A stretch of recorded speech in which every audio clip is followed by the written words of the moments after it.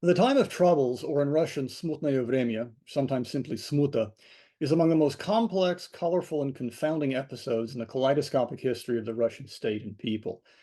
It comprises a series of events and a wide cast of characters whose motivations, and as we'll see, very identities, are still contested by scholars to this very day. The Smuta is a fascinating story of political intrigue, princely murder, social rebellion, foreign invasions, and redemptive sacrifice, concluding with a war of national liberation for the founding of and the founding of a new dynasty, the House of Romanov. That dynasty would rule over the largest and most ethnically diverse land empire in all of human history for more than 300 years. But it too would succumb to internal collapse and the onset of a far more violent and consequential second time of troubles in the opening decades of the 20th century. In short, Russia's Smuta was and is a real-life Game of Thrones, only without dragons, but with a far more satisfying final act. Smuta has left a long and deep impression on Russian culture and the Russian national consciousness. Its characters and related events have served as inspiration for generations of poets, novelists, artists, and composers. Including among these are many of the most illustrious and revered figures in the nation's history: Alexander Pushkin, Mikhail Glinka, Modest Mussorgsky, Ilya Repin, and many, many others. The portraits of these 19th century artists were largely responsible for shaping popular understanding of this complex series of events.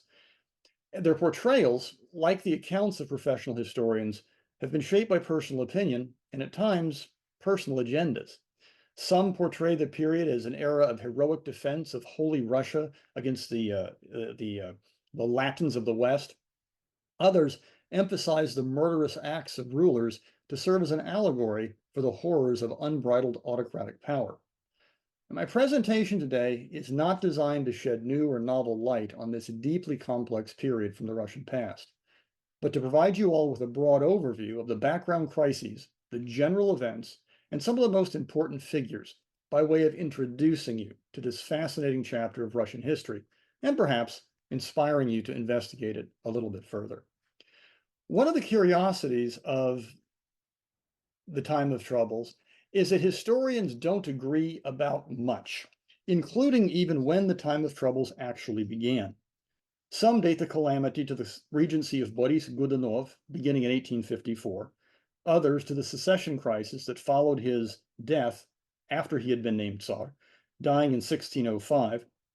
Still others date the start of the time of troubles to the appearance of a false Dmitry who crossed into Muscovite lands with or without the tacit approval of the Polish king. Nearly all, however, agree that the time of troubles came to an end on the 21st of February, 1613, with the ascension to the throne of Mikhail Romanov, elected to become Tsar of Russia as a compromise candidate by the Zemsky Sobor, or the Assembly of All the Land, an assembly comprised of representatives drawn from various estates called to Moscow to resolve finally a more than decade-long crisis that had racked the Muscovite territory and left tens of thousands dead in its wake. Before we turn our attention to the broader backgrounds and immediate results, immediate cause of the time of troubles, it would behoove us to say a little bit about Ivan IV, his reign, the events that took place that served as the principal background and that would lead indirectly to the outbreak of the secession crisis following the death of Boris Godunov. But before we go there, a little bit about the setting. Muscovite Russia in the middle and the end of the 16th century was a realm comprised essentially of 5 regions. Zamoskovia, shown here in white on this map, or the land beyond the Moscow River, was essentially the heartland of the empire. It comprised the territories of the old great princedoms dating back centuries: Moscow, Vladimir, Rostov, Suzdal, Nizhny Novgorod, and Tver. These constituted the great Russian heartland. It was a territory that, for the region, was comparatively densely populated and economically viable, with an emphasis on industrial and commercial activity. It was politically organized as an appanage system in which lands were given to princes to hold in hereditary tenure. Princes would oversee individual cities and the regions immediately around them, but the princes of Suzdal, Nizhny Novgorod, and Tver by the 16th century had come to recognize the Grand Prince of Moscow as sovereign and lord. Later, the Grand Prince of Moscow would move to centralize his authority, bringing these appanages under the direct control of him as part of his patrimony. To the west and to the north were the lands of Novgorod. Novgorod was organized from a political standpoint differently from Zamoskovia and indeed the rest of Muscovy. There, in Novgorod, supreme power didn't rest in a grand prince, but rather in an institution known as the Veche, a governing council of lords drawn from the ranks of individuals known as boyars, the highest ranking nobles and members of an aristocratic oligarchy. In contrast to Zamoskovia, Novgorod and its surrounding lands were relatively sparsely populated. Populations were concentrated in the city Novgorod proper, in Pskov, and in Staraya Russa, which you can see here just under Novgorod in white. And to the left and sort of down and to the left from Novgorod, you can just barely make out Pskov. These regions were not particularly agriculturally productive, but Novgorod was vital to the economic lifeblood of the Muscovite throne. It served as a crucial intermediary between the North, Central Russia, and Western Europe. Novgorod derived its wealth from commercial activity that was rooted in the valuable goods drawn from its colonization and control of a third major region in Muscovy. That was the northern territories. Even less densely populated than Novgorod, the north, the Russian far north, was a source of incredibly rich stores of natural value: furs, wax, salt, fish. The northern territories had been populated by settlers from Novgorod, and they occupied themselves basically as hunters and fishermen. It was here in the north that you found the largest concentration of free peasants who were not bound to land, not bound to their lords, who earned their ways, as we indicated, from hunting and fishing. Now, the Muscovite grand princes, as I said, would gradually force Novgorod to submit to their will over the course of the late 15th and the early 16th centuries. But even so, the northern territories were spared the expansion of autocratic authority from Moscow, and they would retain much of their communal practice of self-government, largely because there was no need for the Grand Prince of Moscow to send large numbers of troops into the north. There was, as a result of a lack of any military foes. Further to the south, a fourth region, known as the Dikaya Polya, or the Wild Field. Located to the south of Muscovy, this was an expanse along the lower Volga River that was open wilderness without towns, villages, or large settlements. It was populated by hunters in their tents, fishermen, and temporary camps. It was here that you would encounter roving bands of Tatars, as well as Russia's famous Cossacks. Freebooters comprised of escaped peasants, former slaves, one-time military servitors, fugitives from autocratic justice, and the like. The Cossacks were fiercely independent, and they did everything they could to prevent any encroachment upon their relative freedom. There were, of course, different bands of Cossacks, each led by an ataman, or a head, the Don Cossacks, the Zaporozhye Cossacks, among the most famous. They made their way by conducting raids into surrounding territories, raiding into Muscovy, raiding into Poland, and even into the territories of the Ottoman Empire further to the south. The Cossacks of the wild field posed a problem for the Grand Prince of Moscow, because the Dikaya Polya served as a source of insecurity along a southern border that was very amorphous and difficult to police.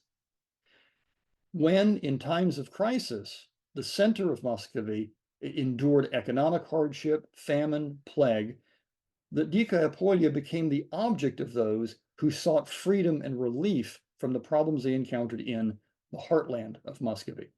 And as a result, over the decades, the number of Cossacks grew as, again, peasants, soldiers, and others fled to the south to escape the encroaching path of state servitude.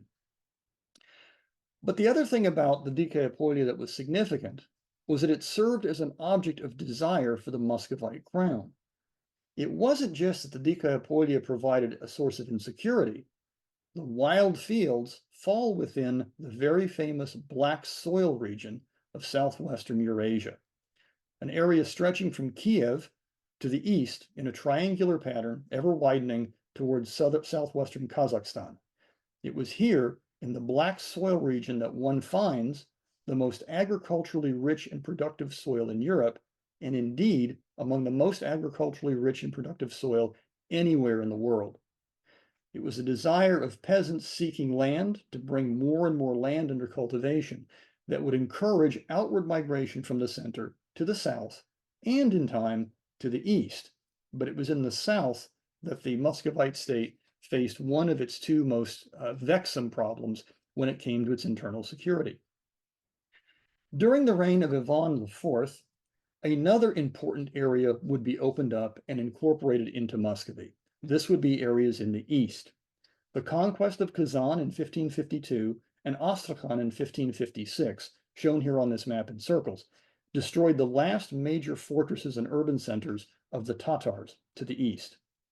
The conquest of these two fortress towns opened Siberia up to Russian movement into not only this territory, but across the entire length of Eurasia into Siberia, and ultimately, by the 16th century, to the shores of the Pacific. Perhaps more important, the conquest of these two towns gave Ivan IV full control of the Volga River, the most important northwest river artery in European Russia. The capture of Kazan and Astrakhan made it possible for the state to gradually encroach more and more effectively into the wild fields of the south. During the last half of the 16th century, the Tsar would dispatch military detachments and construction personnel led by governors, known as voyevode, to select sites where they would establish protective fortresses. They would recruit free peoples from the fields to settle towns that emerged around the fortresses, and they gradually expanded agricultural production. Garrisoned by military personnel, including Cossacks and newer units known as streltsy, or shooters, the folks shown here in this watercolor dressed in red, trained to use firearms.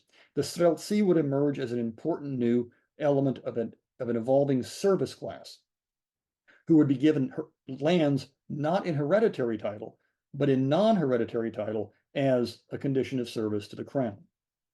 In addition to the capture of Astrakhan and Kazan, there was another very important development that would take place under Ivan IV's reign, and that was his decision to go to war in 1558 against more powerful states to the west.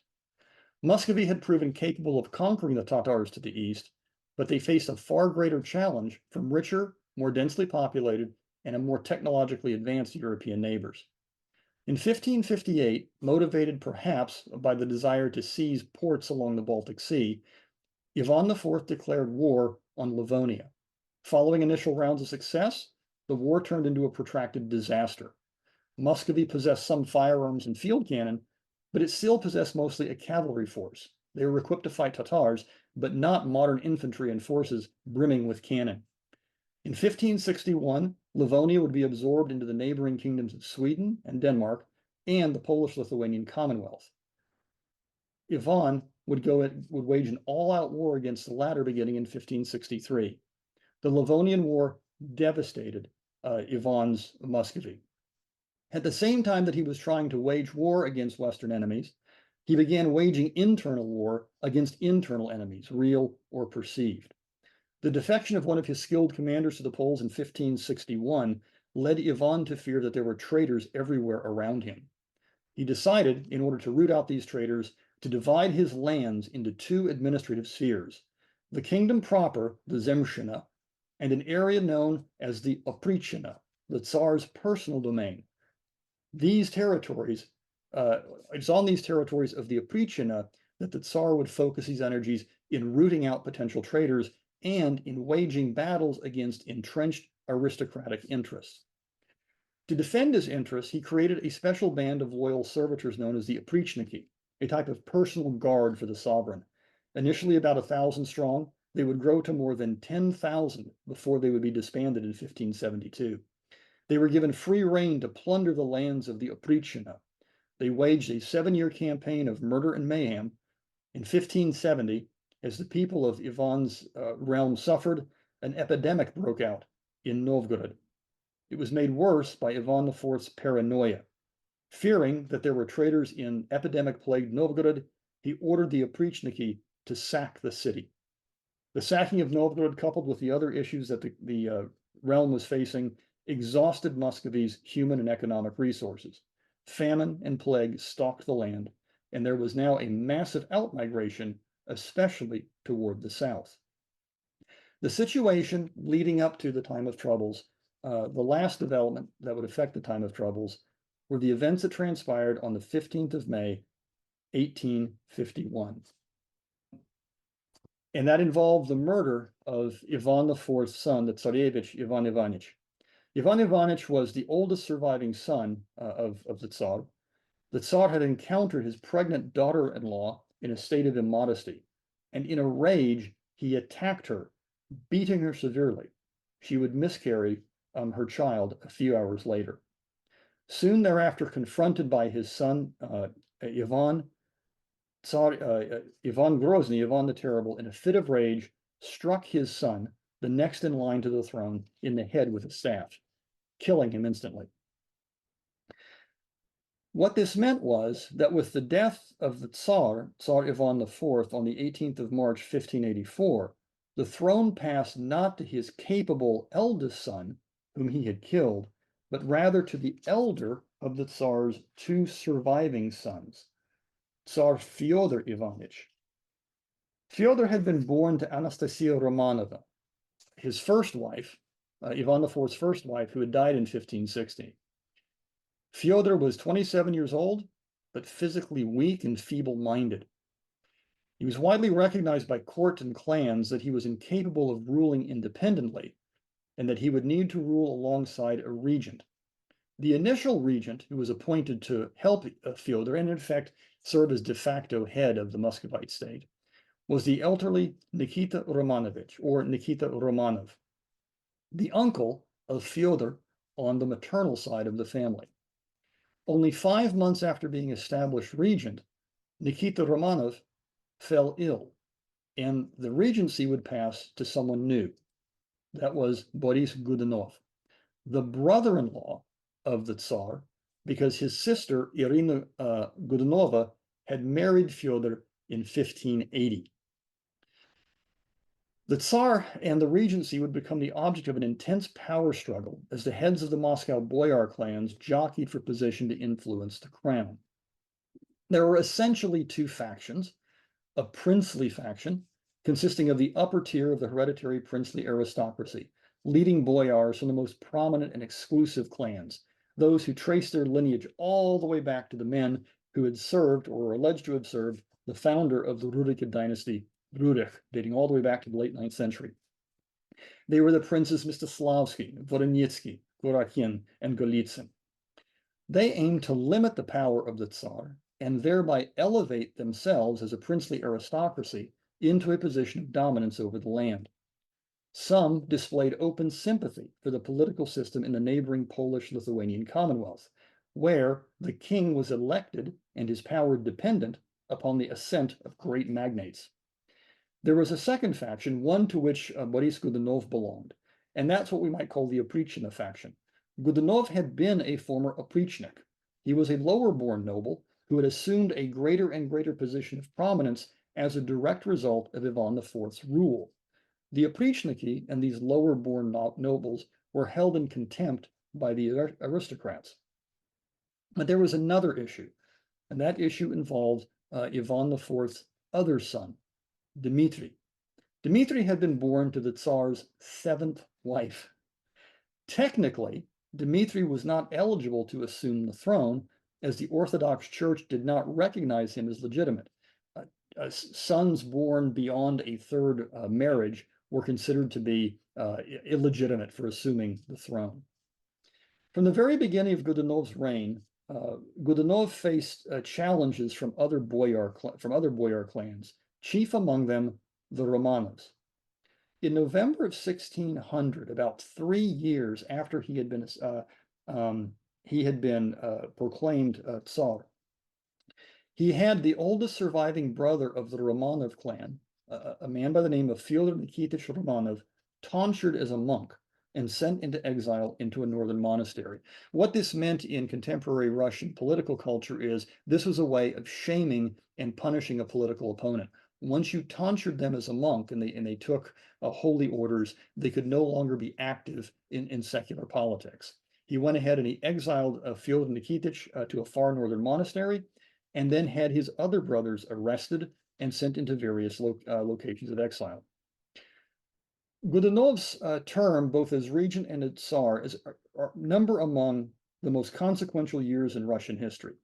He was an exceptionally shrewd man. He possessed a practical mind and wisdom. He was blessed with organizational skills and vision. He would begin very soon after becoming regent, instituting a series of reforms designed to address the economic crisis and the other crises that he had inherited following the death of Ivan IV. He looked to win the support of this new middle service class gentry, easing their tax burdens, abolishing some of the tax privileges enjoyed by large-scale ecclesiastical and secular landowners. In order to help the middle class service gentry, he placed new restrictions on the rights of peasants to move, thereby securing more firmly a labor supply for the gentry who desperately needed labor in order to fulfill their obligations to the crown. He undertook measures to further centralize and strengthen the power of the autocratic state. He undertook successful negotiations with the Patriarch of Constantinople to establish an independent Moscow Patriarchate. And he would launch a massive campaign to reinforce military installations and augment the grandeur of the capital, building supplemental walls to protect Moscow and ordering the establishment of dozens of new fortresses and towns along especially the southern frontier, bringing state power closer and closer and deeper into the wild fields. But it was during Godunov's period that expanding trade and commerce with the West also increased. The establishment of the far northern port of Arkhangelsk in 1584 gave Muscovy a direct and secure harbor, linking it to Western European markets. Paper, cloth, luxury items, metals of various kinds, chemicals, and above all, armaments. Modern armaments arrived in growing quantities to meet the state's growing needs. But along with these commodities and finished goods, Godunov's reign saw a growing number of foreign craftsmen, technicians, and mercenaries arriving in increasing numbers into Holy Russia. The Tsar segregated these foreigners into an area of Moscow known as the Nemetskaya Sloboda, or the foreign settlement. The prelates and hierarchs of the Russian Orthodox Church feared the arrival of what they referred to as the Latin heretics, that they would infect pious Orthodox Christians. Godunov was also the very first Russian ruler to dispatch young men to the West for the purpose of receiving language instruction and technical training. He sent 18 abroad. None of them came home. They all stayed. He also contemplated establishing a Western-style European educational system that would have included Russia's first university, but those plans would be shelved owing to staunch opposition from the anti-Western Orthodox Church hierarchy. Whatever the case, by 1600, Muscovy had begun rebuilding from the devastation and turmoil inflicted by Ivan IV's tumultuous reign. Expansion and colonization into the south was continuing. Growing diplomatic ties and commercial ties with England and Holland were established. The Zamoskvia region was being resettled. Trade and commerce was improving, and then everything fell apart.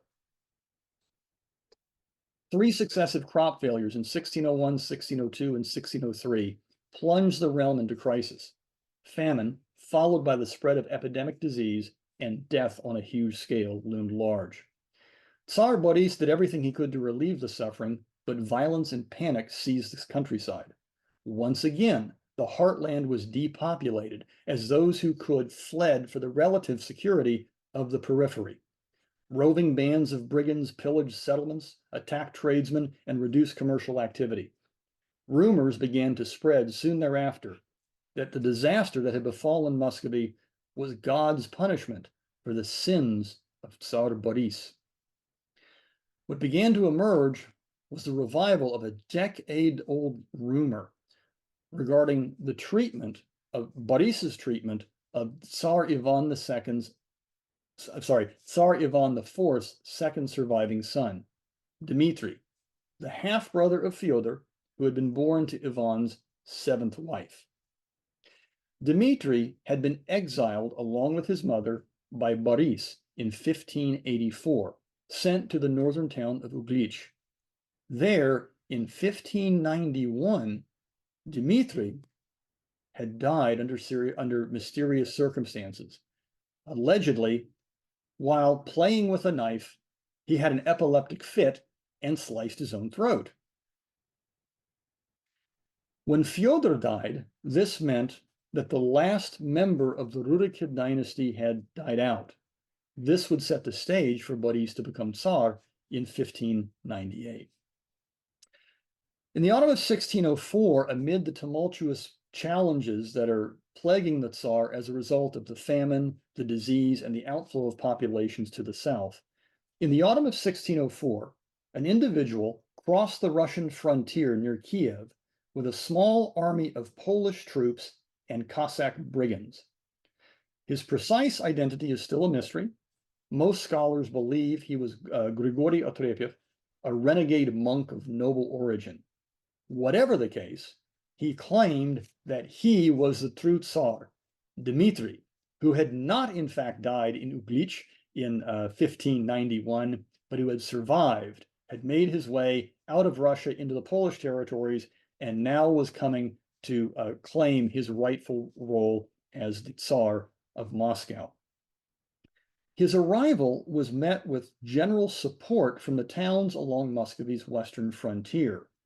Peasants, soon to be joined by several thousands of Cossacks, who were increasingly upset by the growing encroachment of Boris's state into the wild fields, joined Dmitry and his cause.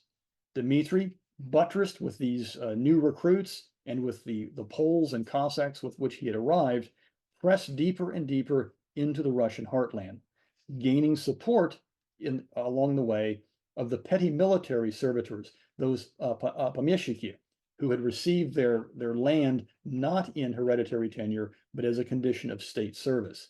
They were upset with their treatment under the reign of Boris Godunov, and they believed that Dmitry would meet their demands. In relatively short order, the governors of several frontier towns were overthrown by their townspeople, and the troops garrisoned there, as more and more individuals embraced Dmitry as the so-called true Tsar. His appeal, most folks believe, most recent scholars believe, came from the very terrible circumstances that had befallen Russia at this moment, and his apparent claims to serve as to have an alternative and superior basis for political legitimacy. What Dmitry was arguing was that his legitimacy derived from the fact that he was tied to the dynasty of the Rurikid. He was linked, obviously, to Ivan IV. Boris Godunov was not. He remained, even though he was Tsar, something of an outsider. In relatively short order, and you have to look closely here at the map. I hope you have a big screen. This was the best one I could find. In relatively short order, the false Dmitry's troops captured Chernigov, Putivl, Seversk, Kursk, before suffering a major defeat and retreating to Putivl. Their cause would be saved on the 13th of April, 1605, when Tsar Boris himself unexpectedly and suddenly died. The boyars in Moscow did not know quite what to do. Initially, they swore allegiance to Boris's 16-year-old son, Fyodor Borisovich, but morale in the city was low, and there were questions about whether or not it behooved the boyars to throw their weight behind a 16-year-old boy during a time of crisis. This is one of the many tragedies that would evolve out of Russia's time of troubles. because Boris's son, Fyodor, was in fact highly intelligent and very capable. His father had doted upon him, raising him to be educated and to provide him with the ability to serve as a head of state. There was no doubt that he was energetic, he was smart, and he was also physically strong. Whatever the case, the challenges that would come to play is that after initially swearing allegiance to Boris's son, the boyars would change their tune. Aware of the uncertainty inside the Muscovite capital, Dmitry would dispatch several envoys into Muscovy. They would arrive on the 1st of June and read in front of crowds assembled on Red Square a series of promises and proclamations that the false Dmitry was offering to the residents of Moscow. Transfer their loyalty to him, the true Tsar Dmitry, and he would reward them greatly, especially the boyars. Dmitry's promises of positions and greater privileges and even wealth helped to spark a boyar uprising against Boris Godunov's remaining family members. Dmitry's agents would fall upon Fyodor Borisovich, murder him and his mother, paving the way on the 20th of June, 1605, for Dmitry to make a triumphal entrance into the capital, where he was greeted as the true sun shining on Russia. On the 18th of July, the real Dmitry, his mother, the Ivan IV's seventh wife, the former Tsaritsa Marina, would be brought to Moscow, where she would publicly identify the impostor as her own flesh and blood son. 3 days later, Dmitry would be crowned Tsar on the 21st of July, 1605. Now, among the many different disputes surrounding the time of trouble, scholars dispute, in fact, the nature of the reign of Tsar Dmitry, in no small part because we lack adequate sources. In the chaos that would soon follow, many of the documents involving his reign and the years following were destroyed. But most recent scholarship suggests that his reign was marked broadly by continuity with the reign of Tsar Boris. But despite all of that, there were certain aspects of his behavior that did serve to gender a growing opposition. Most important here was the fact that Tsar Dmitry, despite the fact that he had been crowned Tsar of Muscovy and was the ruler of the Russian people, he surrounded himself with Polish favorites, military men, advisors, and diplomats. He demonstrated an unsettling, at least unsettling to Russians, toleration for non-Orthodox believers. He openly disregarded many traditional Muscovite customs and practices. He adopted Western dress. He refurbished the Kremlin in Polish style. This began to raise questions about whether or not Dmitry did have a right to serve on the throne, and it began a process of conspiracy against him, driven largely by the most prominent boyar families. What eventually tipped the scales against Dmitry was his decision to take as a wife a Polish bride who subsequently refused to convert to Russian Orthodoxy. This, coupled with the behavior of the several thousand Poles who had now arrived in Moscow as part of what we might call Tsar Dmitry's posse, their behavior and activities increasingly offended Russian sensibilities, offended deeply the sensibilities of Russian churchmen, but also led to the spread of rumors and innuendo against him. On the 17th of May, 1606, Tsar Dmitry married his Polish bride. Revelry and parties were carried on for about a week. The Poles in Moscow got drunk, they behaved boorishly, and this all proved to be the last straw for the Muscovites. 1 week following Dmitry's wedding, the Kremlin was invaded. Boyars sent in gangs to hunt out the Poles residing in the Kremlin. They were murdered, Dmitry was assassinated, and there were widespread attacks against Poles residing in the capital. The best estimates are that somewhere between 2,000 and 3,000 Poles would be killed in these anti-Polish attacks. An additional 500 Polish men would be taken prisoner. This seriously strained diplomatic relations between Muscovy and the King of Poland, Sigismund III. A little bit more about him in just a few minutes. 2 days following the deposition of the false Dmitry, a man by the name of Vasily Shuisky was proclaimed Tsar. Shuisky was a senior member of the Suzdal princely class. He had some very different, albeit questionable, ties to the Rurikid dynasty. But despite the fact his election or his ascension to the throne was questioned from the very beginning, it wasn't exactly sure how he had been installed, why he had been chosen. There had been no broad-scale election from the All-Land Assembly, and questions and rumors about his status as Tsar began to fly around Moscow and the Russian lands almost immediately. It's from the period of Vasily's ascension in May of 1606 until his final deposition in July of 1610 that we can mark the time of troubles as emerging into a full-blown civil war. Vasily Shuisky is going to maintain his power largely by dint that he has initially a group of people opposed to him who can't exactly decide whom they would put on the throne in his place. He was the only candidate that seemed even remotely viable, but Shuisky is going to face immediately a challenge from the south, specifically from the Cossacks, those who had thrown their weight and their support behind Tsar Dmitry. They saw almost as soon as Dmitry had made it into Moscow. By this time, the Cossacks have worked their way back into Dikaya Polya, and by the time they're arriving from their months-long military campaigns, word arrives that their Tsar, Dmitry, has been overthrown, murdered, and this boyar placed on the throne. What would emerge during this fractious period, and we just aren't going to go into all the details of this, it's extraordinarily complicated and complex. But the town of Putivl, which is shown here, I've added it on this map in white in the lower left-hand corner, it becomes the center of opposition to Tsar Vasily.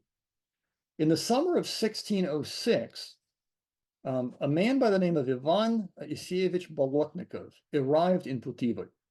Bolotnikov was a former military bondsman and a Cossack. He had been captured by he was a fascinating figure. He had been captured by the Turks, the Ottoman Turks of the south. He served as a prisoner on a galley vessel for some time before he escaped and finally returned to Russia via the Polish lands. Bolotnikov arrives in Putivl and claims that he had recently met and spoken to none other than Tsar Dmitry, who was in fact still alive and who had appointed Bolotnikov to serve as the commander of an army that would recapture Moscow and place the true Tsar, Dmitry, on the throne. The governor of Putivl, who had been appointed by the Tsar Vasily Shuisky, defected to the cause of Dmitry. He refused to accept Shuisky as a sovereign, and he put Bolotnikov in charge of one of the two armies that would very soon thereafter march on Moscow. They marched toward the capital, winning and then losing a series of battles on the way before camping out in a town called Kolomna, not too far from the borders of the city edge of Moscow. And they would be joined there by the force of one Prokopy Lyapunov, the commander of the Ryazan militia, who had advanced on the capital from the town of Tula. Along with Bolotnikov, Lyapunov would help lay siege to Moscow beginning in early October of 1606. The siege would be broken only in mid-November when Lyapunov went over to the side of Shuisky. So like I said, going back to what I said earlier about the Game of Thrones nature, you have betrayals and treasonous activities and backstabbing at play across the entire period. What exactly motivated people to act and make decisions one way or the other? We really don't always know, but one can surmise within some degree of reason that they were acting in almost every case in what they thought was their own self-interest, or at least efforts to preserve, efforts of self-preservation. Lyapunov had been won over to Vasily Shuisky's side as a result of being promised a higher rank, a seat on the Boyar Council, and a lot of silver. So he's obviously a kind of Judas. Despite the fact that Lyapunov, well, thanks in no small part, I should say, to Lyapunov's treason, Shuisky's forces are able to beat back Bolotnikov's rebels. They are going to be forced to decamp even further south to the town of Kaluga. You can south of Moscow, and you can see that here. If you see Putivl, go up to the upper right, you can see Kaluga on this map. There, Bolotnikov and the rebels endure a 6-month siege by troops loyal to Shuisky. They will be relieved by a large force of brigands and Cossacks who gather on Tula from the east. That's going to be the orange group that you see there on the right, the orange arrow. Shuisky is going to mobilize an army and dispatch them to besiege the town. The rebels are finally going to break in October of 1607. Shuisky achieves complete victory. He does so by promising the rebel leaders that if they surrender to him, they would be given pardons and they would be allowed to live out their lives in peace. No sooner do the rebels agree to surrender and accept the Tsar's terms than the Tsar reneged on his promise. He has all of the major rebel leaders executed in different and varying fashions. From Bolotnikov's standpoint, Bolotnikov is going to be blinded and then drowned to death. So Shuisky has achieved complete victory over the rebels, but his position still isn't secure. He makes a critical mistake by failing to follow up the victorious campaign at Kaluga and Tula by moving further into the south and solidifying the southern border. There, another false Dmitry had appeared, already in June of 1607. Proclaiming himself to be the Tsar Dmitry Ivanich, saved from the Moscow massacre, and bolstered by militiamen sent in by the Polish Commonwealth.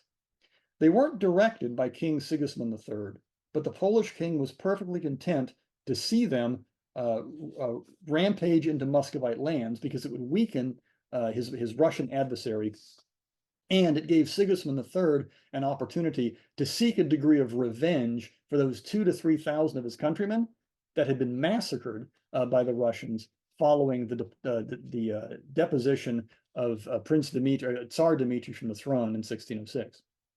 It's at this point that all hell breaks loose. Russian state and society implodes at this point. And what is going to take place over the course of the next 2 to 3 years are a series of additional pretenders, campaigns, and opportunities with folks coming to the fore with specious claims to the throne. Vasily Shuisky, in an effort to solidify his position, is going to send envoys to King Charles IX in Sweden. He's going to secure approximately 3,000 mercenaries to help shore up his position. In exchange, as you can see on this map, for the surrender of border forces to the north and to the west. It's the hatched area just to the right and lower right of the word Sweden. So he's going to cede these things eventually in time to the Swedes. They're going to occupy temporarily. The Swedish intervention is going to trigger a response by Poland. In May of 1609, the Polish Parliament is going to approve a request by the king, the Polish king, for funds to invade Russia. Sigismund III had quietly sanctioned Polish mercenaries for some time in support of false Dmitry II. Now, Sigismund III went all in. In the autumn of 1609, he invaded Muscovy. Hoping to secure the Russian throne, he claimed, for his son Vladislav. The collapse of the Shuisky regime would follow in the spring of 1610. He's overthrown by a group of boyars, the seven boyar clans, as they're known. And by mid-August of 1610, in a desperate effort to end the conflict, the Muscovite boyars send a group of clergy into Polish territories to beseech Sigismund III to end the conflict, promising their support for Sigismund's son, Vladislav, to serve as Tsar, provided that Vladislav convert to Orthodoxy and make a pledge to respect the rights of the Russian nobility and the Russian Church. Sigismund III's negotiators agree to these conditions, but sometime soon thereafter, Sigismund decides to change his mind. Determined to incorporate Muscovy into his Catholic kingdom, he arrests the boyars and the clergy who had initiated diplomatic talks and directed his troops to seize the Russian capital. Polish forces would enter Moscow in the fall of 1610. The Muscovites at this point, with their capital occupied by the Poles, are finally able, after many, many years, to put aside their squabbles and rally to push out the foreign occupation army. This is the final period of the Troubles, designated by native Russian historians as the national phase, or the period of national unity, part of a quote-unquote national liberation struggle. The years 1611 and 1612 were going to be dominated by efforts to end the foreign occupation of Russian soil. Following close to a decade of political intrigue, social anarchy, and a fratricidal civil war, Muscovy's subjects are finally able to put aside their difference, and they unite in opposition to an external enemy, the hated Poles. They are going to be spurred into action by the patriotic calls of the Patriarch Kurgamon, and a new national militia is going to be organized by a butcher in Nizhny Novgorod, the famous Kuzma Minin, and the militia is going to be organized by and led by Prince Dmitry Pozharsky. They will successfully drive the Poles from Moscow in October of 1612. Having said that, key cities, going back to the map, including Novgorod for quite some time, and Smolensk, a very important fortress town on the Russian western border, they are going to remain under foreign control, and they are going to serve as points for future Russian leaders to go to war against the Swedes and to renew hostilities against the war. Whatever the case, with Muscovy now liberated from the hated Poles, the boyars are going to call for an assembly of land, a Zemsky Sabor. Desiring to end the decade-long internecine conflict, representatives drawn from the boyars, the gentry, merchants, and free peasantry come together in a land assembly to select Russia's next ruler. Following several weeks of debate, in January of 1613, they settle finally upon a compromise candidate, a young 16-year-old by the name of Mikhail Romanov, the son of that same prominent boyar clan that had been disgraced by Tsar Boris Godunov in 1600. In what must amount to one of the greatest political recoveries in all of history, Tsar Mikhail's father, Fyodor Nikitich Romanov, the eldest member of the Romanov clan, who had been tonsured as a monk and sent into exile, returns to Moscow in 1619, 3 years after Mikhail assumes the throne. Freed from exile by the first false Dmitry in 1605, Fyodor Nikitich, known now as Filaret. Filaret was the name he had taken after he had been tonsured as a monk and sent into this religious political exile. The false Dmitry had made Filaret Metropolitan of Rostov in 1605. After 1610, Filaret had been captured and held in captivity by the Poles when he was sent as an emissary to the court of Sigismund III. In discussions with Sigismund III, Filaret had refused to acknowledge the Polish king as Tsar of Muscovy. This is going to earn Filaret a great deal of moral support later on from the Russian population.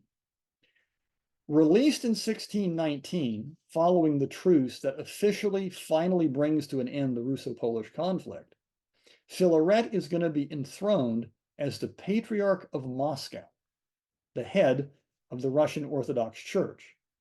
And between 1619 and 1633, he is going to serve effectively as a co-regent with his son, Tsar Mikhail, in what we might call a diarchy.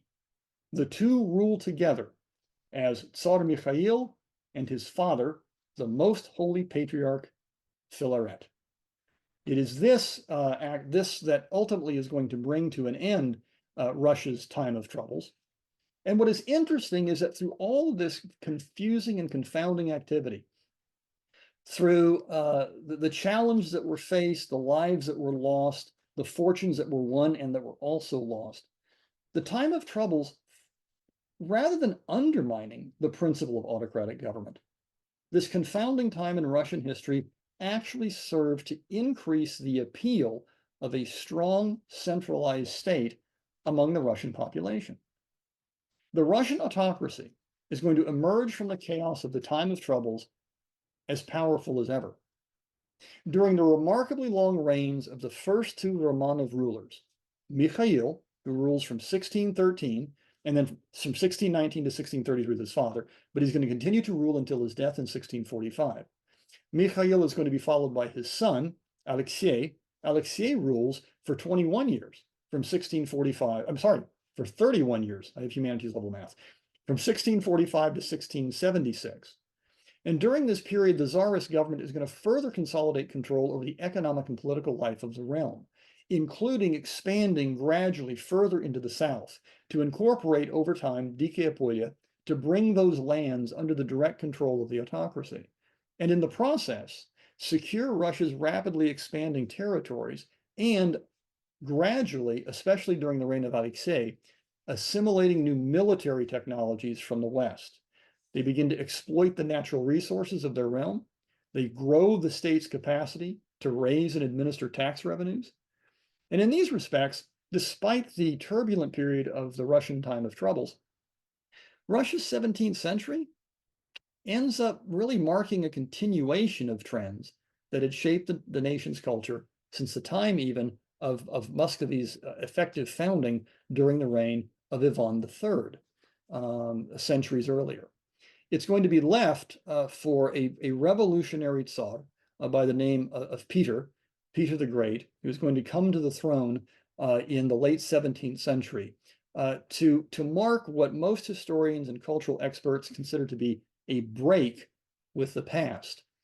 But that break with the past launched by Peter that really does propel Imperial Russia to the heights of its power and to its prestige in Europe during the course of the 18th and the early 19th century is basically founded upon the events of the 16th and the 17th.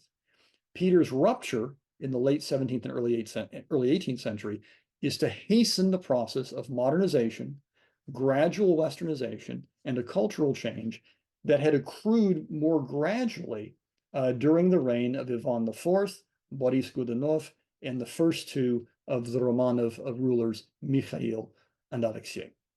And with that, I think I've gotten about where I was supposed to be time-wise. We can open up the virtual floor for questions and comments. I can see that, yeah, there are two questions in the Q&A box. The first one is from Agnes McFadden. According to the map provided, it looks like the land that eventually became St. Petersburg was part of the Novgorod section, let's say. I mean, I noticed that in the later map, we can already see Ingria, and that's a Swedish territory, right? So Right. can we talk a little bit more about maybe Ingria, the role of Sweden, and the role of the territories that had become St. Petersburg a century later? One of the things that's curious about the 15th, 16th, and 17th centuries, I mean, it's in Europe to be certain, but also especially in Eastern and Central Europe, is that these borderlands are amorphous. There's no line demarcating where Russia begins, where Novgorod begins, where Poland ends, and that sort of thing. We're talking about very amorphous boundaries where you have mixtures of ethnicities, religions, languages living together.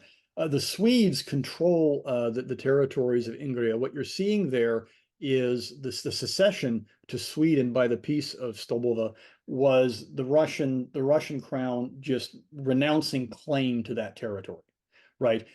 You can occupy the territory, you can claim the territory as your patrimonial right. But what ends up happening is, yes, what becomes St. Petersburg in 1703, when it's founded by Peter the Great, it is built in what had been Swedish territory, captured by Peter during the course of the Great Northern War. It is an absolutely terrible location to found a city, even though it's a beautiful city. I love St. Petersburg.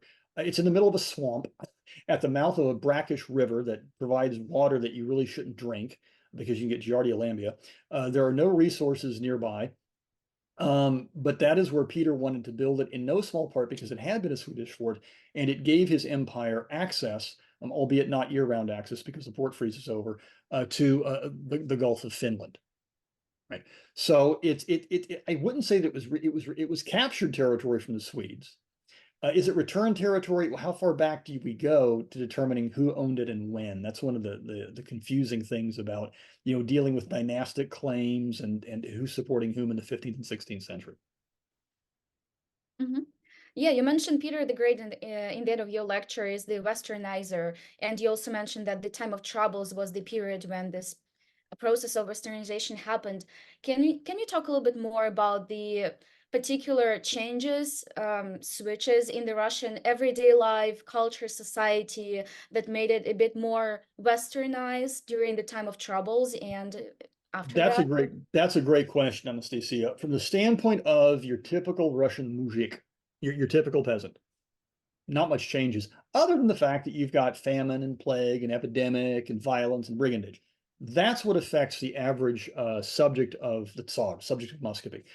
Where you're seeing more westernization and contacts is going to be among the nobility, particularly among the boyar class. And this is going to be true all the way up to and through the early part of the reign of Peter the Great. What you're seeing emerge here is sort of a bifurcation or a split between Muscovy's ruling elite and everyone beneath them who serve in some capacity. They remained largely unaffected by westernization, the peasants, well into the late 18th and I take it back, well into the late 19th and early 20th centuries. The peasants live apart. They're going to be gradually enserfed. That's the most important thing that emerges out of this period. Boris Godunov sets in motion the train of events that is eventually going to lead to the de jure, in other words, by law, enserfment of the, large numbers of the Russian peasantry. It's finalized with something known as the Ulazhenie of 1649, the law code of 1649, that is enacted by Tsar Alexei, Mikhail's son. The peasantry, large numbers of the peasantry, are going to be legally bound to the land. They do that in order to marshal and control labor resources, because as I had mentioned, Russia is, relative to Western Europe, sparsely populated. The land that is brought under tillage in the north around Moscow is marginal at best. It can sustain a growing population, but it sustains a population at a very meager level of living. When I talk about this with my students, I always begin any class in Russian history with a discussion of geography and climate. And topography, because it's so important to understanding a concept that I refer to as surplus scarcity. It's difficult for the Russian state to generate large amounts of surplus, agricultural surplus that can then be turned into capital for the purchase of goods and services and technologies. This is true throughout Russian history. It's characteristic of the imperial period. It's going to be characteristic of the Soviet Union as well. So the state is moving not only to control natural resources, it's looking to control human resources as well, and that means imposing controls on the Russian peasantry. That's what changes for the peasants, not becoming more westernized. Where you really get this is going to be under for the nobility in particular is going to be under Peter. There, the westernization, the modernization process kicks into high gear because Peter imposes it upon the nobility, and it sticks. It sticks. There's a brief period when, following Peter's death, the Russian capital is because he makes St. Petersburg, the capital of the Russian Empire, forces his nobles to move there to build stone buildings in accordance with his plans. There's a brief period, very brief period, when the capital relocates to Moscow following Peter's death, and the nobility's like, yeah, we don't like this. We're going back to St. Petersburg. And under Catherine the Great, Catherine II, that's where St. Petersburg takes off, and Western culture is fully adopted again by the social and political elites. We got a great question from Douglas Faulkner. Were there any artists or writers who rose to prominence during the time of troubles? We know about those who wrote about it. Yeah, it really is. I mean, during the time of there's trouble. not a lot. There aren't that many opportunities to produce great art when famine is stalking the land, right? So what's interesting here, Mr. Faulkner, is that the time of troubles becomes, and this entire period, really from the death of Ivan the Terrible's son, right? When he strikes him. I showed you guys a very, very famous painting by one of the greatest Russian painters, Ilya Repin, Ivan the Terrible and his son on November 15th, 1581. That from there all the way through the Troubles, Boris Godunov, the encounters with the Poles, this becomes the subject of work after work after work subsequently in Russian history. As members of the Russian cultural elite, and in some cases members of the Russian state, look to appropriate this period in Russian history to advance political agendas. Right. The best example of this, and because there's a question in here as well about, Mr. Faulkner asks, how did the Bolsheviks view this time period? So the example of this, and if you haven't had a chance to listen to it, please, you can find this on the intertubes, is Mikhail Glinka's famous opera, A Life for the Tsar, which tells the story of a peasant by the name of Ivan Susanin, who during the Polish occupation led a group of Poles looking for Mikhail Romanov into a deep forested area so that Mikhail Romanov could escape capture and almost certain death at the hands of the Poles. In the course of doing this, Susanin loses his life. He sacrifices his life. And that's the title of the opera as it was written by Glinka, A Life for the Tsar. Ivan Susanin's giving his life for the Tsar. It would become, I think it's 1836 is when it debuts. It is beloved by the autocracy. And following its debut, A Life for the Tsar is the opera that is going to begin the operatic season every single year in St. Petersburg from then on until the collapse of the Romanov dynasty in February of 1917. The Soviets are going to appropriate, the Bolshevik government is going to appropriate this under Stalin. They too will celebrate Glinka's opera, but not as A Life for the Tsar. It becomes instead known as Ivan Susanin. You've got to remove the Tsar from the title. And what you're doing here is the Soviet government is going to use this as an example of the heroic Russian people sacrificing themselves, not for the autocracy, but for Rodina Mat, the motherland, as a way of sort of inducing a sense of great Russian patriotism among Soviet citizens, because great Russian patriotism becomes a very important cultural foundation for Stalin and his legitimacy in the eyes of Soviet subjects, really beginning in the early 1930s as he's launching something known as the Cultural Revolution. But you have to empty that Tsarist era opera of its autocratic bourgeois connections, and then you're going to fill it with good Russian patriotism that really reflects back in the eyes of the Soviets on the Soviet Union itself. George wonders if the Romanovs actually are related to Rurik, and if yes, did this help to legitimize Mikhail? I think they had some very tenuous claims to it. But yeah, no, it's a different dynasty. It's the Romanov dynasty. So you have two major dynasties in Russian history. It's the Rurikid dynasty, dating all the way back to 862, the coming of the Varangians and that sort of thing, and the Romanov dynasty. So the period of the Troubles, I refer to it when I teach classes in Russian history as the Godunov interregnum, right? It's this period between these two major dynastic houses that sort of falls outside, but at the same time joins and connects through this very tumultuous and turbulent period the two larger stories, I suppose, of Imperial Russia. And then you've got another massive interregnum that takes place after October 1917. And then the other time, the second time of troubles, and it's referred to it by some contemporaries, right, as Второе смутное время, a second time of troubles, with the coming of the Bolsheviks, the onset of the Civil War, mass destruction, famine, starvation of 5 to 6 million along the lower Volga, and eventually the emergence, again, going back to the continuities we just talked about, of a very powerful centralized state, more or less governing the lands of having reconstituted, for all intent and purposes, the lands of imperial Russia that had sort of spun out of control of Moscow during the Civil War. Richard Cooper is interested what happened to Dmitry's Polish bride. Do you know about it? She's killed. She was killed. Very unfortunate. And can we talk a little bit more, as the very last thing, probably, about the role of the Orthodox Church during the time of troubles and religion in general? Yeah, I mean, the church does play. I didn't spend a lot of time on it, but the church does play an important role in serving. And this goes all the way back to the period of what we refer to as the Tatar yoke, right? The Mongol yoke, following the invasion of the Russian lands, Kiev and the Rus lands, beginning in 1238, 1240. The Orthodox Church is an important economic center.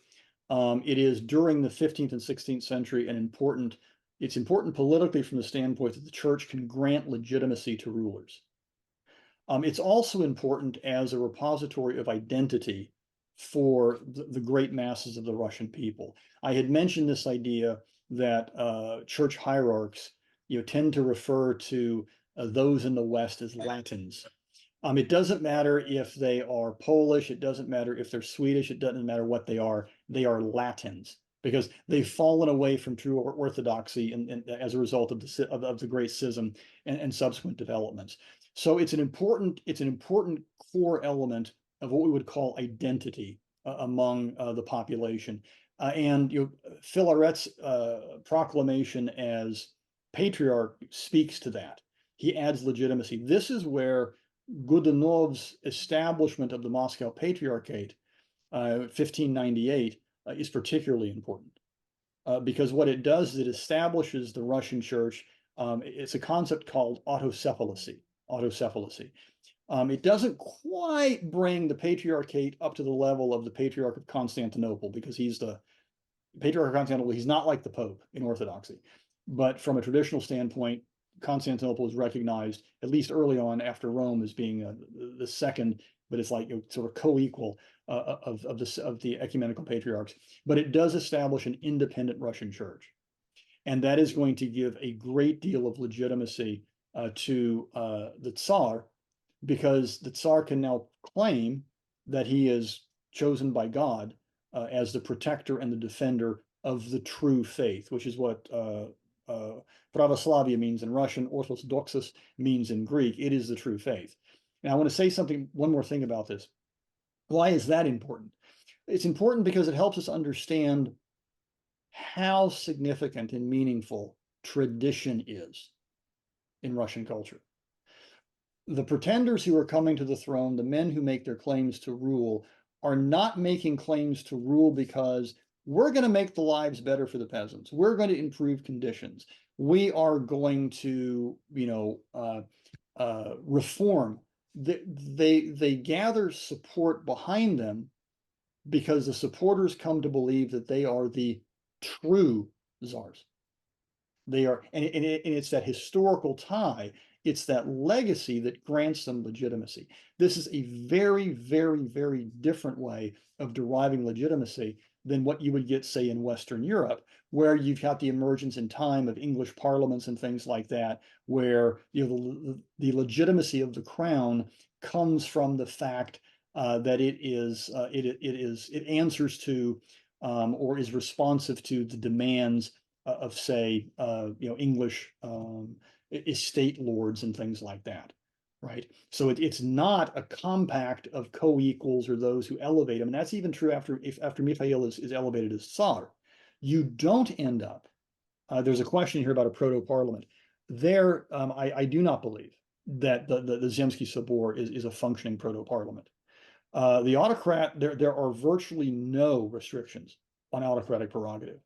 There's no better example than this than what happens under Peter the Great, where you had arguably a degree of proto-democracy was in Novgorod the Great, Veliki Novgorod, right? Well, I mentioned that, that's one of the reasons I had mentioned that early on, and the Vyeche, where you've got, but is it democratic? Well, yeah, I mean, if you have an autocrat, if you have an aristocratic oligarchy making decisions, then yeah, there's democracy and freedom of choice among the oligarchs. That's, I guess, better than authority being vested in one individual. But Novgorod the Great is a wonderful example of just how fractious the Russians can be, because that Vyeche in Novgorod, in the 14th, 15th centuries, they're bringing in their rulers, the princes of Novgorod from outside. And there are times when those princes may only rule for a year or 2 years. The Vyeche gets tired of them, takes all their stuff, kicks them out of town, and then calls somebody else in. Mhm. So Yeah, that's where you get the fractiousness and the degrees of democracy, but it's nothing like you're going to get with like an English parliament. yes, but this conversation about legitimacy in Russia is very interesting. I was thinking during your lecture about Boris Godunov, and maybe he was a bit too radical and progressive for his time, and that's why it didn't work out for him. Am I right? I think there, Anastasia, I think there is absolutely something to that. Hmm. Because when Peter the Great, and this I just noticed scrolling down the notes here, there's a question from Denise Ferguson. There was upheaval elsewhere in Europe. Were there any religious intentions in Russia at this period? The tensions that exist in Russia during this period are Orthodox tensions against the Latins, right? There is a unified sense that the pure and the just and the true Orthodox are being impinged upon by the Latins coming from the West. Where the religious tensions emerge in Russia, and Anastasia and I had talked about this, I would love at some point to come back and discuss the Russian schism. Those tensions unfold beginning in the 1650s and 1660s. They spill over into the 1670s and the 1680s. So it's really during the reign, in the most part, of Tsar Alexei, who follows Mikhail, where the state now is going to move, instead of having a diarchy, right, where the Tsar and the Patriarch sort of govern together or rule together as Mikhail and Filaret did, son and father. Alexei is going to bring that to a stop. And he does that as a result of a couple of things. More immediately, is a very power-hungry, driven patriarch by the name of Nikan. And the backstory to all of that has to do with Nikon's desire to bring about reform within the Russian Orthodox Church, to bring Russian Orthodox texts into line with the original Greek texts. And this happens as a result of the final and belated introduction of movable type press into Russia. Right, movable type press in the West makes possible the Protestant Reformation.